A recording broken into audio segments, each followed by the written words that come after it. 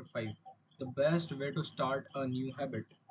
So, uh, the researchers in the Great Britain began working with the 248 people and they divided this group into three groups. First group was a control group, the second was the motivation group, and the third was the overall group. The overall means ki, they are providing all the materials that are given to the second group and they are given something, these sentences like this.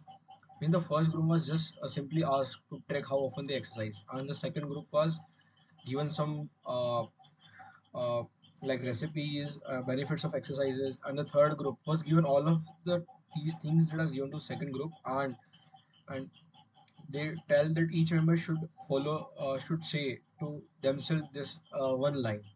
During the next week, I will partake in at least 20 minutes of rigorous exercise on day at time in place. So in the first and the second groups, only 35 to 38 percentage of people exercise at least once per a week, and in the third group, 91% of the exercise at least once per week. These are more than a double the normal rate.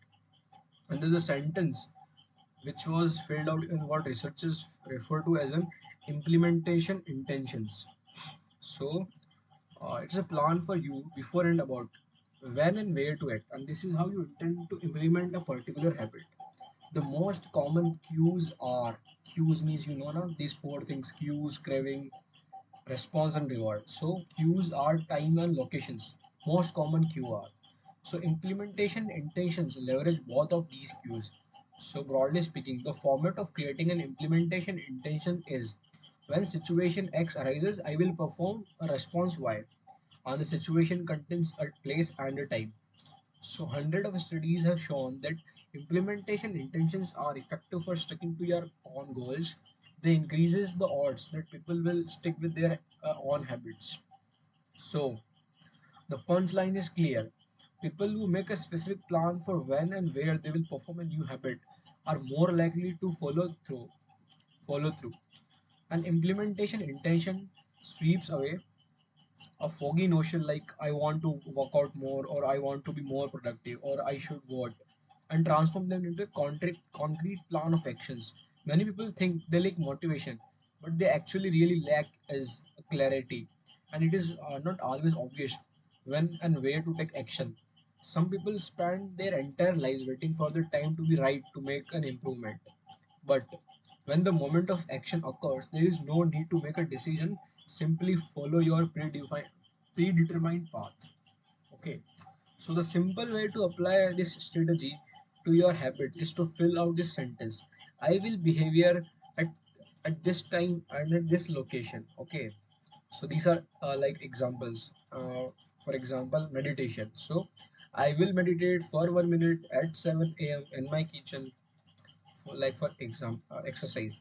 I will exercise for 1 hour at 5 p.m. in my local gym.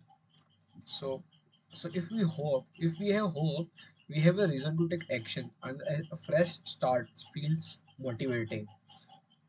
So there is also another benefit of to implementation intentions. Being specific about what you want and how you will achieve it helps you say no to things that derail progress and distract your attentions. Okay. So give your habits a time and a space to live in the world. The goal is to make time and the location so obvious. With enough repetitions, you get an urge to do the right thing at the right time, even if you can't say why. Okay, so the author learned from the Stanford professor V.G. Fogg, and his strategy is referred as an habit stacking. So, in habit stacking, this is a very simple plan to get new habits, like to implement new habits in our life. So there is a Diderot from a French person, and there is an effect called as a Diderot effect. The Diderot effect states that obtaining a new possession often creates a spiral of consumptions that led to additional purchases. So like you can spot this pattern everywhere. Like for example, you buy a dress and you have to get new shoes and earrings to match. You buy a couch and suddenly you question the layout of your entire living room. You buy a toy for your child and soon finding yourself purchasing all of the accessories that go with it. So it's a chain reaction of purchases. So many human behavior follow this cycle. Okay. So no behavior happens in isolation. Each action becomes a cue that triggers the next behavior. So why is this important? So when it comes to building new habits, you can use the connectedness of the behavior to your advantage. And one of the best ways to build a new habit is to identify your current habit you already do each day and then stack your new behavior on top. And this is called the habit stacking. And the formula for this habit stacking is after this current habit, I will do this new habit. Okay.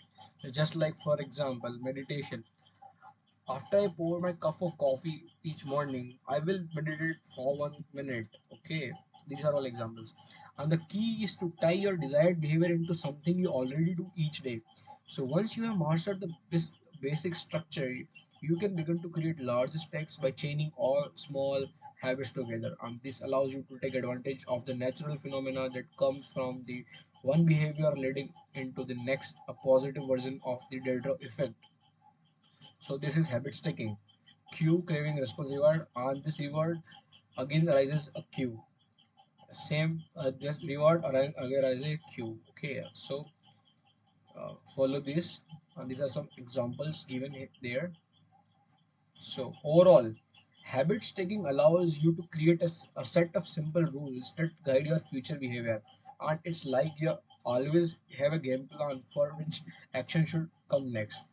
Okay. So, no matter how you use this strategy, the secret to creating a successful habit stack is selecting the right cue to kick things off.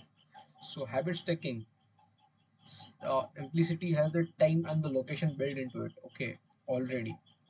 Your cue should always have the same frequency as your desired habit. If you want to do a habit every day, but you stick in top of a habit that only happens on Monday, that's not a good choice. So one way to find the right trigger for your habit stack is by brainstorming a list of your current habits. Okay, means brainstorm your current habits and put the new habit on the that which is like you wanted to do in the next day or next week. And these are the examples of habit stacking and your current habits a list. So, habit stacking works best when the cue is highly specific and immediately actionable. Many people select cues that are too vague, and the author also makes some mistakes. So, this is an example. Like when I take a break for lunch, I will do 10 push-ups. This is not a reasonable. So after doing brainstorming, he got a new sentence, which is when I close my laptop for lunch, I will do 10 push-ups next to my desk. Why this is not ambiguous? Because in the previous one he doesn't show, like he doesn't know where he has to do push-ups, and why I do I push up before I ate my lunch, after I ate lunch, or where would I do them. So these are inconsistent. Okay, so the first law of behavior change is to make it obvious. So make a cue obvious. Strategies like implementation intentions and habit stacking are among the most practical ways to create obvious cues for your habit and design a clear plan for when and where to take actions. So, chapter summary. Okay. So, the most common cues are time and location.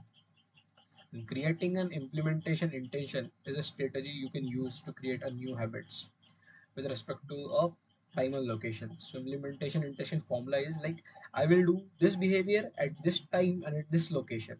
And the habit stacking is a simple strategy you can use to create new habits. And this formula is after this habit, I will perform this new habit. Okay. So thank you.